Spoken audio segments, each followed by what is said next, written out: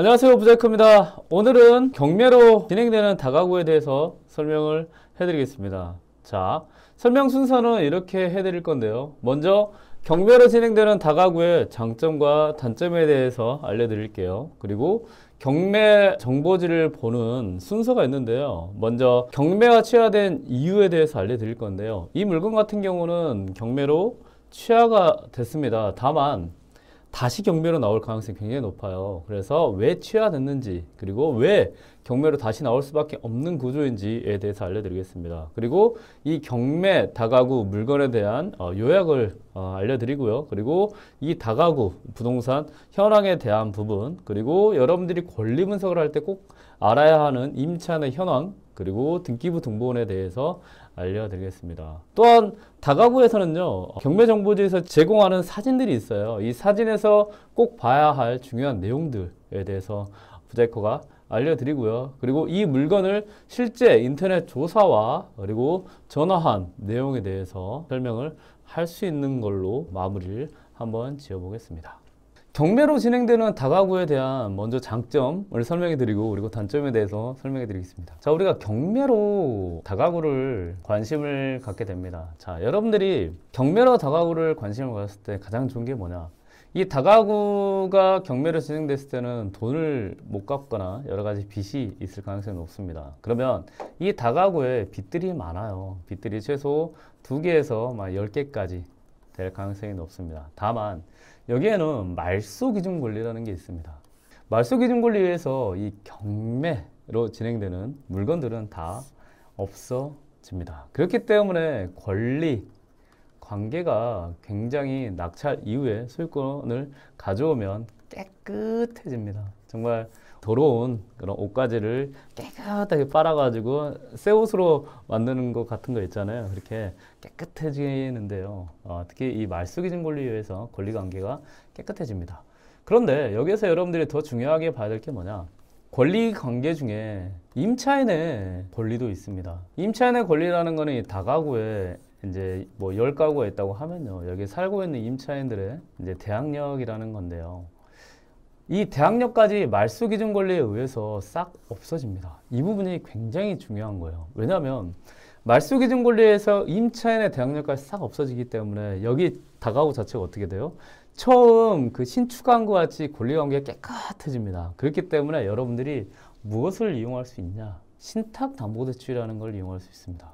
신탁담보대출은 여러분들이 어렵게 생각하지 마시고요. 일단은 이 부동산이 신축이거나 아니면 깨끗 임차인이 아무도 없을 때 할 수 있다 정도만 이해하시면 됩니다. 그리고 이 신탁담보대출로 진행을 하면 대출이 낙찰가의 90% 플러스 2에서 3%까지도 가능합니다. 그러면 여러분들이 만약에 5억짜리 아니면 3억짜리 다가구를 관심 있다고 하면요, 여러분들이 여기에 10%에서 12, 3% 정도만 있어도 충분히, 즉 3천만 원에서 4천만 원만 있어도 여러분들이 월세 수백만 원을 받을 수 있는 건물주의 꿈을 이룰 수 있다는 거죠. 그렇기 때문에 이 경매로 진행되는 다가구의 장점 중에 장점은 이런 권리관계가 깨끗해짐으로 인해서 여기에 있는 임차인의 대항력까지 다 없어지기 때문에 신탁담보대출을 이용할 수 있고, 그리고 대출을 굉장히 많이 이용할 수 있다. 즉 90에서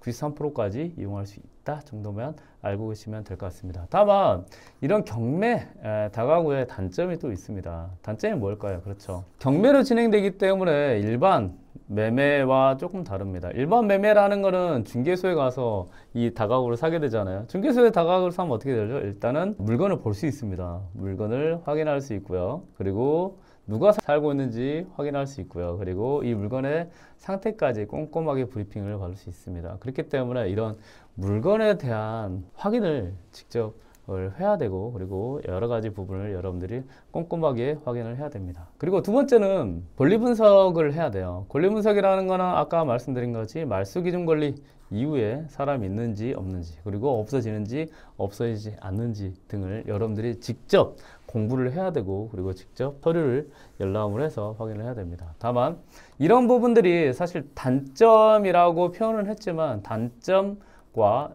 장점을 왔다 갔다 합니다. 왜 그럴까요? 여러분들은 경매라는 걸 통해서 뭘 하죠? 경쟁을 합니다. 경쟁을 한다는 거는 여러분들이 하나라도 더 물건을 확인을 하거나 누가 살고 있는지 잘 확인하거나 상태, 그리고 권리 분석을 잘한다고 하면 좋은 물건을 싸게 경쟁 없이 살 수 있는 기회가 있다는 거죠. 자, 오늘은 실제 경매로 진행되고 있는 물건을 가지고 자, 이렇게 물건의 상태와 그리고 이런 여러 가지 물건에 있는 내용을 확인해서 얼마나 경쟁력이 있는지 부자이카가 직접 설명해 드리겠습니다. 자, 조금 더 집중해 주시고요. 좋은 내용 많으니까 더 여러분들이 많이 좋은 내용, 좋은 정보를 가져가셨으면 좋겠습니다.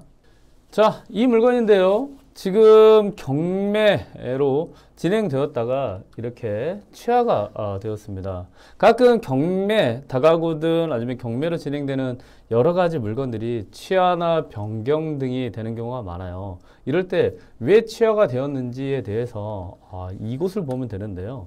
이것은 문건 송달 내역이라는 겁니다. 여기 보면 빨간 박스에 2023년 5월에 채권자 서 땡땡땡이 매수 통지서를 발송했다고 합니다. 이게 뭐냐? 법원에서 채권자에게 자, 이 부동산 사세요라고 통지서를 발송한 거예요. 왜 그러냐? 이 채권자 서땡땡님은 이 다가구가 낙찰되더라도요, 아무런 돈도 받지 못하는, 즉 무잉여라는 상태에 될 수밖에 없다고 법원에서 판단을 했고요. 그러면 법원에서는 자, 이 부동산을 살래요? 아니면 이 부동산이 그냥 경매가 취하될까요? 이렇게 물어봅니다. 그러면 이 채권자는 이렇게 다시 법원에 발송을 하는데요. 2023년 5월 18일 보면 채권자 성땡땡 네 해서 취하서 제출이라고 되어 있잖아요. 그래서 이 물건은 결국은 채권자가 경매를 진행을 했지만 아무런 돈도 받지 못할 것 같아서 법원에서 어떻게 할 건지 물어봤고요. 채권자는 결국은 자, 취하하겠습니다 라고 해서 이 경매 물건은 취하된 것으로 보입니다. 자, 그러면 여기를 보시면 자, 경매에 대해서 제가 간략하게 설명해 드리고요. 이 물건이 왜 취하가 됐더라도 다시 나올 수밖에 없는지에 대해서 알려드리겠습니다. 이 물건은 건물 면적 153평인데요. 왼쪽에 빨간 박스를 보시면 돼요. 153평이라는 거는 다가구는 200평까지 건물을 지을 수 있는데요. 153평이면 거의 4분의 3 정도까지 지을 수 있었네요. 그리고 이 평수가 중요한 이유는 무엇이냐면 가구 수가 적거나 아니면 가구 수가 많더라도 이 방 안에 크기를 굉장히 크게 하거나 아니면 방 자체를 원래 방에 하나로 지을 수 있다고 하면 2개, 3개, 즉 원룸이 아닌 투룸, 쓰리룸까지도 만들 수 있는 요건을 보여줄 수 있습니다. 그래서 여러분들이 혹시나 이 다가구의 원룸, 투룸, 쓰리룸이 많은지 적은지를 확인하시려고 하면요. 이렇게 건물 면적이 큰 애들은 그럴 가능성이 높다라는 것만 알고 계시면 될 것 같습니다. 그리고 이 153평짜리 다가구가 지금 얼마까지 유찰됐다가 취하됐나 보면 3억 3천만 원까지 유찰이 되었고 결국은 이 금액에 누군가 낙찰을 받더라도 경매를 신청한 사람이 아무런 돈도 받지 못하는 즉 무잉여 상태에 빠지기 때문에 취하가 된 걸로 보입니다. 이 부동산에 대한 현황을 좀 설명을 해드리겠습니다. 여기에 보시면요. 이 토지란 부분이 있는데요. 토지는 3억이고 사실 다가구에서 토지는 그렇게 여러분들이 처음 시작할 때는 안 봐도 됩니다. 여러분들이 중요하게 봐야 될 건 뭐냐. 즉 월세를 확인할 때 이 건물에 몇 가구가 있는지 이 부분을 확인해야 됩니다. 여기 보니까 11가구가 있잖아요.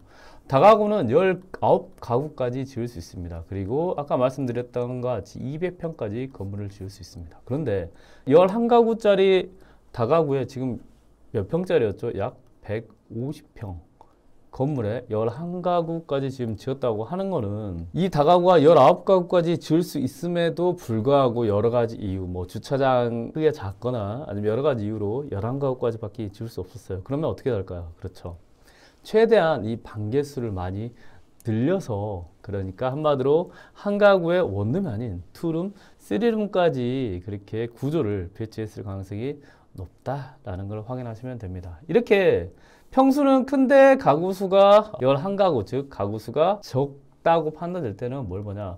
건축물 현황도라는 것을 꼭 확인해 줘야 됩니다. 그래서 건축물 현황도를 확인해서 이 가구가 원룸인지 투룸인지 쓰리룸인지 확인해야 여러분들이 여기는 원룸은 30만 원입니다 월세가. 그런데 투룸은 45만 원, 쓰리룸은 60만 원이라고 하면 만약에 쓰리룸으로 11가구라고 했을 때 원룸보다 그 월세가 2배 이상 늘어나는 효과가 있기 때문에 건축물대장 현황도를 꼭 봐야 되고요. 건축물대장 현황도 같은 경우는 여러분들이 세움토에서 무료로 떼어볼 수 있습니다. 그리고 여기서 또 더 중요한 부분은 이 사용 승인 부분인데요. 2007년 11월 21일 날 이 다가구를 쓰세요라고 사용 승인이 됐고 지금이 2023년이니까 약 몇 년 됐죠? 6, 7년 정도 됐네요. 그러면 이런 다가구는 여러분들이 사진을 통해서 외벽이나 그리고 문의 상태를 보고 이 다가구에 리모델링이 됐는지 안 됐는지를 그래도 짐작할 수 있는 그런 팁들이 있습니다. 그 팁은 제가 이따 설명할 때 사진을 보고 설명을 해드릴 수도 하겠습니다.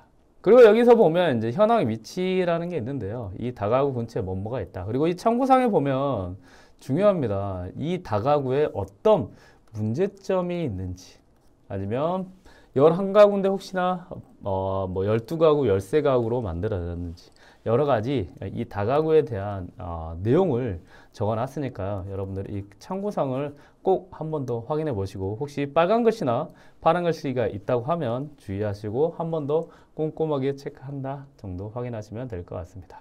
자, 그 다음으로 건물 등기부 등본인데요. 여기서 보면 자 아까 채권자 서땡땡님이라고 했잖아요. 그분이 누구냐면 이 13 가장 밑에 있는 강제경매를 신청하신 서울보증보험입니다. 자 그리고 7천만 원 정도의 돈을 받으려고 경매를 진행을 했는데요. 여기에 보니까 자 1번부터 뭐가 굉장히 많죠. 13번 같이 뭐 가압류도 있고 근저당도 있고 압류도 있고 여러 가지가 엄청나게 많잖아요. 그래서 아까 3억 3천만 원에 누군가 낙찰을 받아도 이 13번 서울보증보험까지는 돈이 가지 않겠다라고 해서 법원에서 자 어떻게 하실래요? 이거 살래요? 아니면 그냥 취하할까요? 라고 했고 결국은 이 서울보증보험에서 뭘 했죠? 네, 취하를 선택을 했습니다. 다만 이렇게 여러 가지 다른 빚들이 많을 때는 어떻게 될까요? 이 서울보증보험에 대한 돈도 지금 못 줘가지고 경매로 진행이 한 번 됐잖아요. 그러면 다른 빚들은 어떨까요? 아마 다른 근저당이나 이런 가압류 그리고 압류 그리고 주택 임차권 등에 의해서도 경매로 진행될 가능성이 굉장히 높습니다. 그래서 이렇게 취하졌더라도 이 등기부등본에 빚이 있느냐 없느냐에 따라서 이 물건 자체가 취하로 끝날 것이냐 아니면 계속 또 다른 형태로 다른 빚에 의해서 경매로 진행될 것이냐를 짐작할 수 있습니다.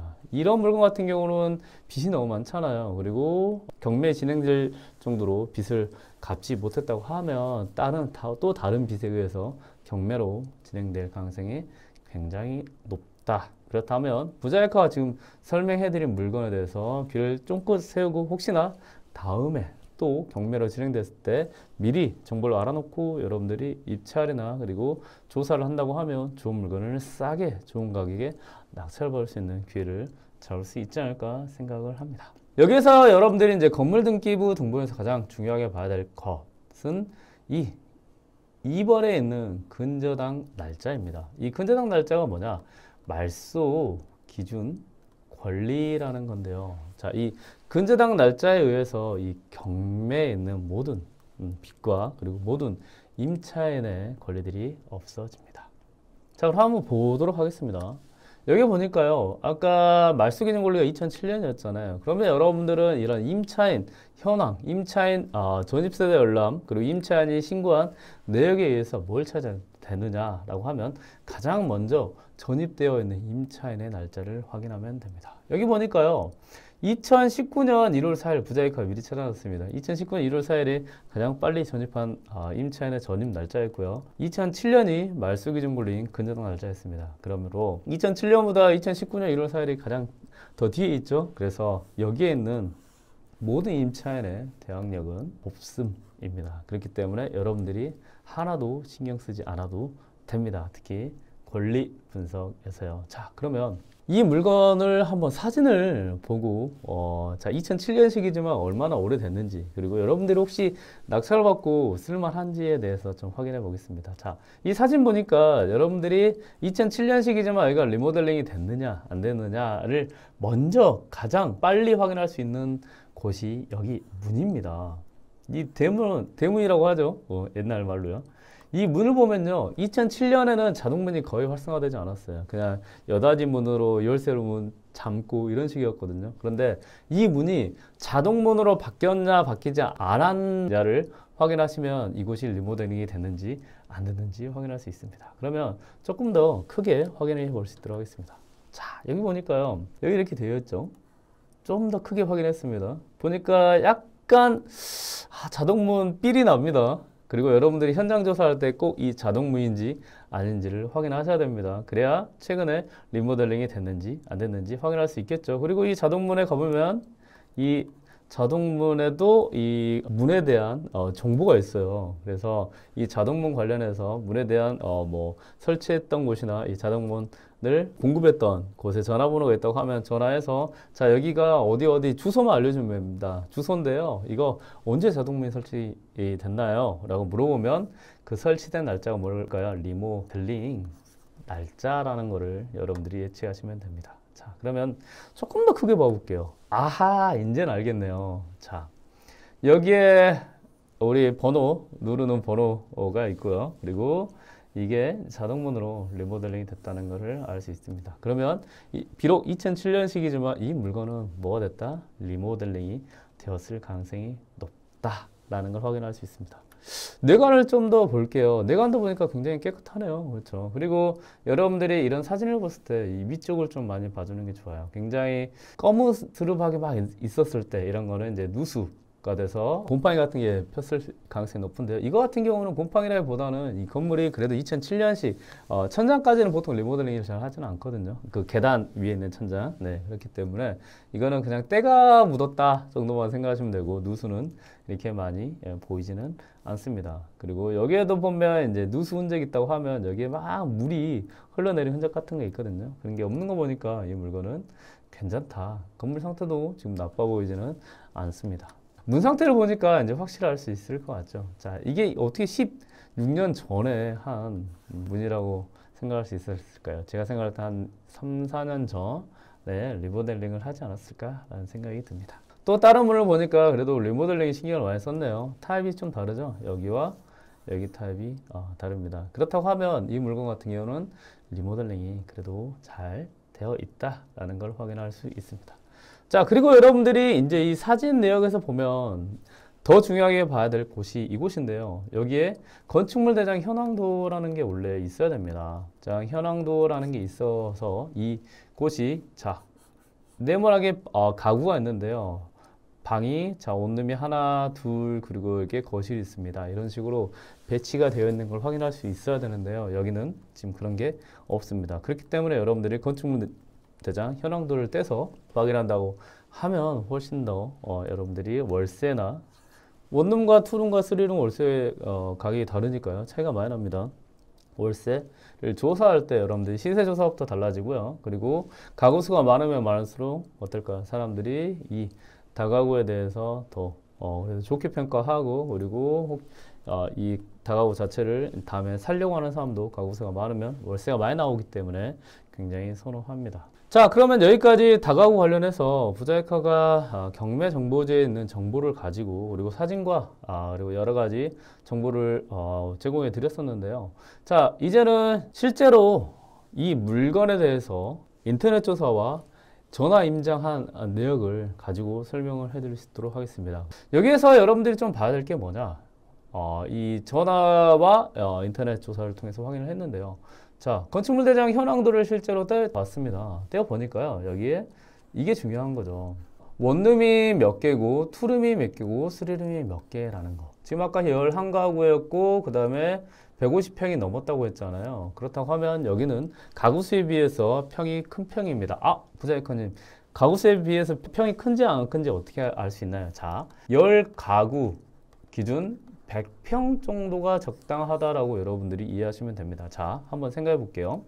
우리가 총 19가구, 그래서 200평까지 다가오는 건물을 지을 수 있습니다. 그러면 200평 기준으로 절반을 하면 몇 가구죠? 자, 10가구가 되겠죠. 그러면 10가구 기준 100평 정도면 크기가 적당하다라는 것을 알 수 있습니다. 그러면 이 100평을 기준으로 해서요. 이것보다 높으면 가구 수를 조금 더 확인하는 게 좋고, 이게 또 낮으면 그래도 조금 가구 수에 뒤에 그 방이나 원룸이나 이런 게 개수가 좀 적을 수 있겠다라는 걸 확인할 수 있습니다. 그래서 여러분들이 이런 물건 같이 11가구인데 150평이라고 하면 여기에서 보는 것 같이 10가구에 100평 이상이 됐죠. 50평 정도 더 많은 거네요. 그러면 여기는 어떻게 될까요? 당연하죠.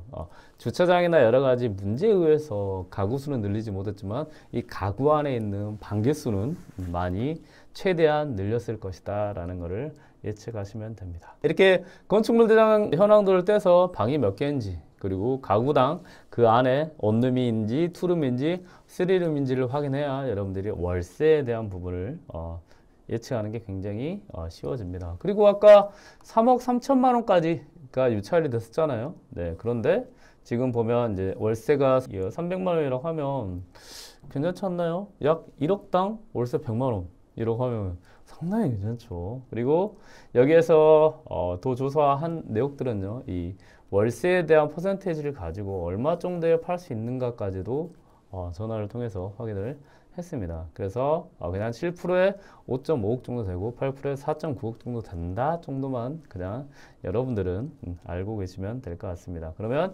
현장에서 지금 이 다가구 몇 프로 정도에 팔리나요? 라고 물어보면 현장에서 7%에 팔립니다 라고 하면 월세 300만 원 대비 7%면 이거는 한 5억 5천만 원 정도는 받을 수 있겠다 라는 거를 예측을 할 수 있습니다.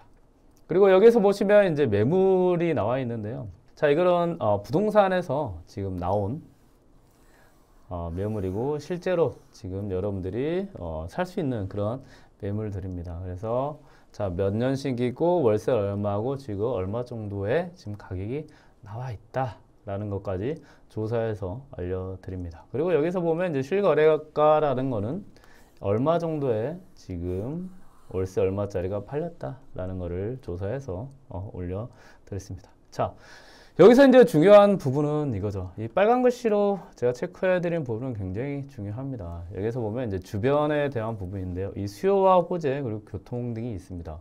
이 수요는 영천시 공단 근로자 본부대 간부 관공서 직원이라고 했잖아요. 수요가 누구다? 직장인. 직장인 같은 경우는 월세가 밀리지 않습니다. 그리고 굉장히 관리가 깔끔합니다. 그리고 여기 수요를 통해서 여기는 대부분의 직장인들이 이 다가구를 임차를 하고 있기 때문에 여러분들이 월세를 받거나 그리고 타지 영천이 아닌 다른 곳에 있더라도 충분히 다가구 관리가 어렵지 않겠다라는 걸 예측할 수 있습니다. 왜 어렵지 않을까요? 당연하죠. 월세도 잘 내고 직장인들 같은 경우는 금요일까지 일을 하고요. 그리고 거의 잠 정도밖에 안 주무세요. 그리고 토요일 일요일은 집에를 가시거든요. 그러면 토요일 일요일은 집이 비어있고 그리고 낮에도 집이 비어있고 저녁에만 집을 쓴다고 하면, 그리고 직장인분들은 음주 이런 부분에 대해서 막 요즘은 그런 문화가 아니기 때문에 거의 문제가 되지 않습니다. 그리고 조용조용히 살고 계시는 분들이 많이 계십니다. 그리고 이 호재가 또 중요한데요. 호재 보면 어떻게 되면 임대 수요는 증가할 것으로 예상되고, 그리고 경마 고흥까지 생길 수 있다고 합니다. 그리고 교통 같은 경우는 대구 1호선이 확장되고 영천시청까지 연장이 남았다고 합니다. 자, 이 부분이 여러분들이 이제 볼 때 중요한 부분인데요. 이 호재와 교통은 이거는 이 근처, 그러니까 한마디로 이 물건에 대한 지역적인 측면이기 때문에 이런 것들은 저장을 해놓고 혹시나 영천에 다가구가 나왔을 때, 그리고 영천에 여러분들이 어떤 호재나 교통에 대해서 미리 이 자료를 통해서 알 수 있는 거죠. 그리고 이 자료를 통해서 이런 수요나 이런 호재나 교통에 대한 여러 가지 부분이 있다고 하면 여러분들은 향후에 이런 수요가 증가하거나 수요가 좀 없어지는 그런 것까지 다 예측할 수 있는 자료이기 때문에 여러분들이 지역적인 어떻게 보면 지역 분석과 지역 조사까지 미리 다 해드렸다라고 생각하시면 됩니다. 그리고 여기에서 이제 중요한 빨간 걸로 해놨는데요. 여기 보면 이제 중개소죠. 이 영천시에 있는 중개소를 통해서 자 이런 정보가 있구나. 그리고 여기 또 중개소를 통해서 이런 정보가 있고 매매는 이제 이 정보 7%라는 게 중요합니다. 월세가 아까 300만 원 정도 맞췄는데 이게 7%면 아까 5억 5천만 원 정도 이 다가구는 팔릴 수 있다라는 거를 여러분들이 예상을 한다고 하면 지금 5억 5천 정도에 팔릴 수 있다고 하면 나는 한 4억 정도에만 낙찰받아도 3억 3천짜리 4억 정도에 낙찰을 받아도 월세도 이자 빼고 그래도 꽤 많이 받고 그리고 향후에 5억 5천만 원 정도에 팔 수 있는 것까지 예측을 한다고 하면 여러분들은 입찰가까지 예측할 수 있고 그리고 낙찰 이후에 여러분들이 어떻게 얼마에 팔 수 있는 것까지 확인할 수 있는 이런 정보를 여러분들은 이 자료를 통해서 알 수 있습니다. 자, 물건의 개요에서는 좀 이 다가구의 권리 분석과 그리고 이 땅이 어떤 땅인지 그리고 엘리베이터 있는지 없는지까지 자세하게 조사를 해드렸습니다. 이렇게 다가구 하나 가지고도요, 정말 인터넷과 그리고 전화 임장을 통해서 이 물건이 가지고 있는 수요와 그리고 호재 그리고 교통까지 싹 한 번에 알려드릴 수 있도록 했고 그리고 중개소를 통해서 이런 수익률과 그리고 여러분들이 이 중개소 전화번호를 안다고 하면 다시 이쪽에 전화하셔가지고 예전에 전화했던 사람입니다 라고 하면 이분들은 다시 반갑게 전화를 받아올 수 있겠죠. 그러면 여러분들이 혹시나 내가 어떤 물건을 조사하려고 할 때 이거 너무 떨리는데 전화 못 하겠는데 그럴 걱정이 하나도 없죠. 이렇게 미리 인터넷과 전화 임장을 통해서 여러분들은 정보를 알 수 있으니까요. 자, 이 내용 같은 경우는 강의 자료이기 때문에요. 좀 무료 배포는 어렵다라는 것만 알고 계시면 될 것 같습니다.